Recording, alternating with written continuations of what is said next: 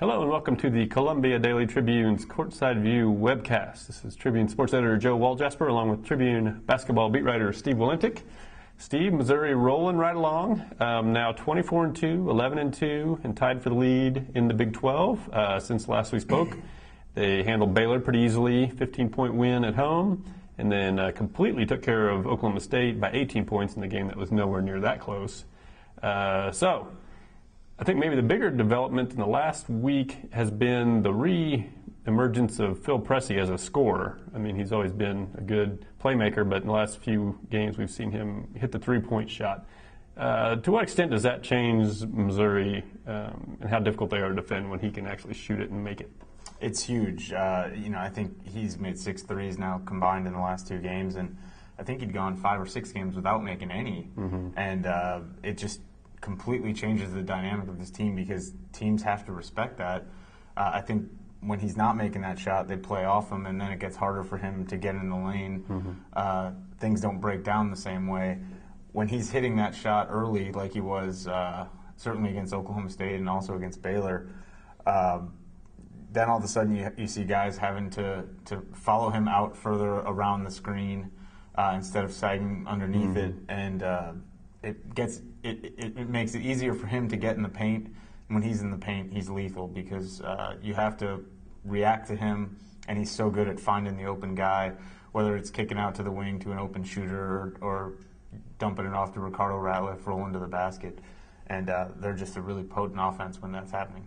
And some of these threes aren't what you would maybe a coach would necessarily define as good shots. I mean, he's like jogging up the court and just shooting a quick one. But like you said, when they do go in, then the guy who's trying to defend the screen and roll can't go underneath it and has to go over top of it, and that's when trouble begins for Missouri opponents. So I think that what separates some of Missouri the games where they just sort of won and didn't wow you versus the games that, like the Oklahoma State game where it's just a blitzkrieg, is that when he's really shooting the ball well, then they become a team that's almost impossible to defend.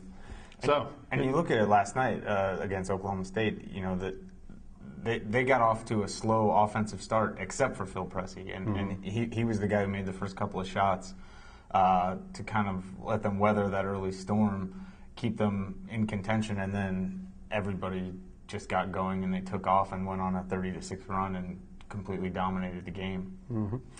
With that victory over Oklahoma State, Missouri, the current group of four-year seniors became the winningest class in Missouri basketball history. They eclipsed the 79-83 class by 1 game. Just your thoughts on that group, maybe what that accomplishment means? Well, I think, and I wrote this in the Tribune, that when you look at these records, I think you have to have a little bit of context because that 83 group didn't play as many games. The seasons weren't as long back then, and so that team has a slightly higher winning percentage still. But that doesn't diminish the accomplishment for these guys in particular, just because I think if you look back at what this program was like when they all signed up to come here back in 2008, I just think it's dramatic, the transformation that's taken place. They'd missed the NCAA tournament for 5 straight years. They'd missed the postseason for 3 straight years. They went 62-61 in the 4 years before these guys got on campus. And it was that dreadful, I guess it was the second year of Mike Anderson where they'd had all the trouble and players getting suspended. Finished 16-16 that year. 2 of the 3 years before that, they finished with losing records. These guys have won 23 games every year now, at least. They've gone to 3 NCAA tournaments in a row. They're certainly a lock to go to a 4th. They've set the school record their freshman year, with single season wins at 31, and they look like they have a real good chance to break that mark this year, playing as well as they ever have. Obviously, other guys have had a hand in that mark. There were a lot of seniors here that were huge pieces to that 2009 team with Damari Carroll, Leo Lyons, and Matt Lawrence, and you look at guys like J.T. Tiller and Zaire Taylor and Keith Ramsey and guys. A guy like a Keith Ramsey. A guy like a Keith Ramsey, and then you add in what Phil Pressey and Mike Dixon are doing for this team now, but these guys have been a huge part of it. Marcus Denman and Kim English in particular have played in every one of those games. They're 101-31 over the last 4 years, and they're not done yet. Lastly, Missouri has 2 more games before they go back to do their rematch with Kansas. They got to go to A&M on Saturday, then they host Kansas State next week. As you look at those matchups, any potential pitfalls there? Any chance Missouri could slip up there before we kind of get the big showdown against Kansas?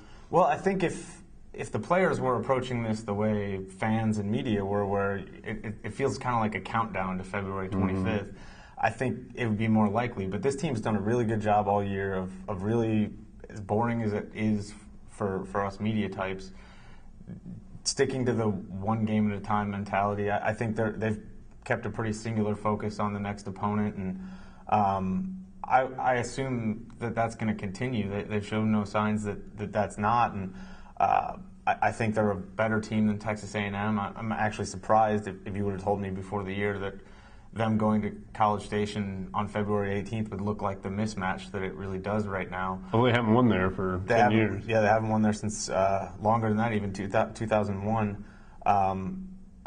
Obviously, Texas A&M's had a rough year. They should be as close to full strength as they've been. Dash Harris is expected back on Saturday, and Chris Middleton's been working his way back in the lineup of late. But Missouri really did a good job against A&M here. They look like the better team, and they've been a good road team to this point this year. So I don't see too much trouble there. Then next Tuesday against Kansas State, you look at another situation like the Oklahoma State game where Missouri has something to prove. I don't think the Tigers were so much interested in getting revenge on Oklahoma State for handing them a loss, but just putting together a better performance, and they certainly did that against the Cowboys in Columbia. I would expect the same thing to happen when they play the Wildcats again. Okay. Well, next week, join us. We will review those 2 games and then look forward to what is really shaping up as the game that decides the Big 12 regular season title at Kansas.